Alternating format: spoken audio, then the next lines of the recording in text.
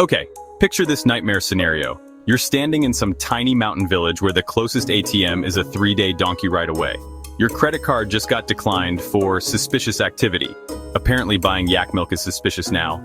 And the only currency exchange in town offers rates so bad they should be illegal. This, my friends, is exactly when Bitcoin stops being that weird internet money and suddenly becomes your financial superhero. Maybe. Probably. Okay, look, I'll be honest, it's complicated, but that's why we're having this conversation. Because whether you're a digital nomad, an off-grid adventurer, or just someone who enjoys sticking it to banks, the idea of traveling with money that doesn't care about borders or banker's hours is pretty appealing, but can you actually pull it off? Welcome to AtlasIQ, where innovation meets exploration. Grab your metaphorical machete because we're hacking through the jungle of Bitcoin travel myths to find out. Let's start with why this idea even makes sense. Traditional money systems were basically designed to work best when you stay put in one country and behave predictably.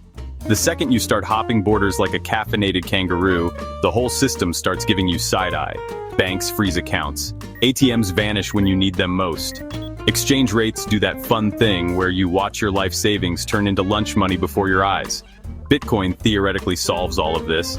It's money that lives on the internet, doesn't care about borders, and can't be frozen by some bank manager who thinks your midnight kebab purchase in Istanbul looks suspicious. In a perfect world, you just tap your phone to pay for everything from Mongolian yurts to Peruvian ceviche without ever worrying about local currencies.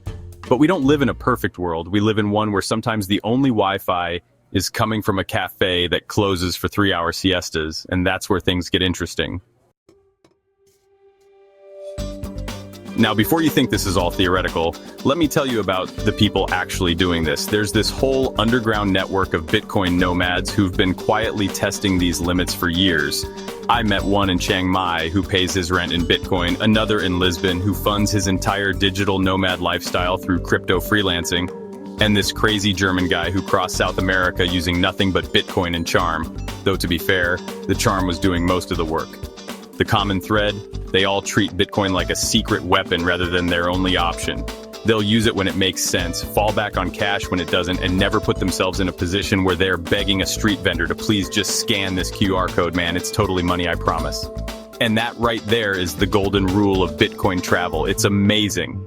Until it's not, so always have a plan B that doesn't involve bartering your kidney. Of course, it's not all sunshine and borderless transactions. Bitcoin has some, let's call them quirks. There's the volatility, nothing like watching your travel budget lose 20% of its value between breakfast and lunch. Then there's the acceptance issue. Sure, that hipster cafe in Berlin takes crypto, but the family-run empanada stand in Buenos Aires? Probably not. And don't even get me started on the security paranoia. Lose your phone with your wallet on it? Hope you memorize that 24-word recovery phrase. Get hacked? Enjoy explaining to the police how no really officer, the thief stole my invisible money. This is why smart Bitcoin travelers do this weird dance where they're simultaneously all in on the technology but also deeply skeptical of it. Constantly moving small amounts between wallets, never keeping everything in one place, and always having emergency cash hidden in their shoe like some kind of paranoid spy.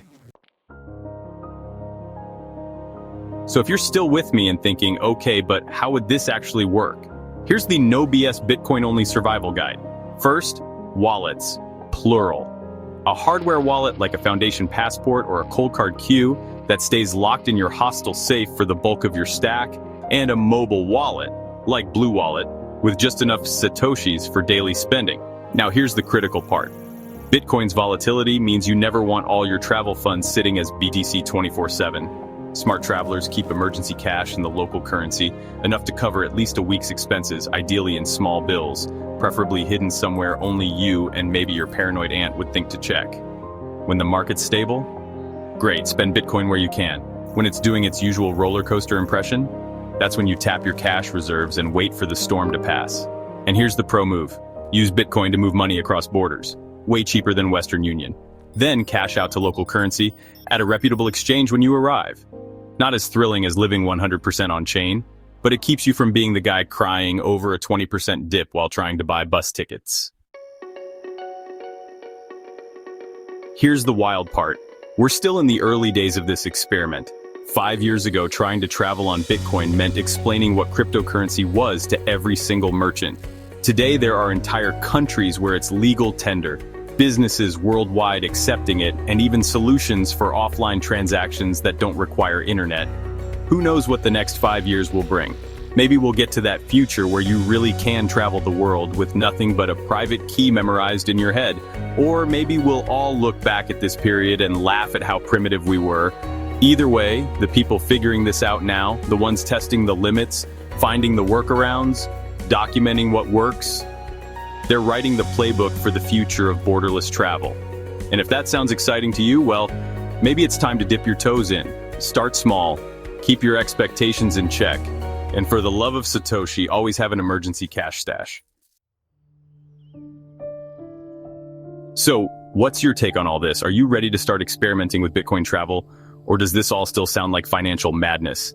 Maybe you've already got some Bitcoin travel stories of your own, the good, the bad, the never again moments. Drop them in the comments because I live for these stories.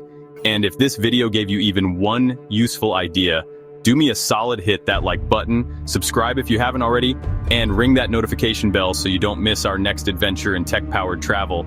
This is AtlasIQ, where innovation meets exploration. Until next time, remember, the future belongs to those who dare to try new things, but maybe keep some cash in your sock just in case.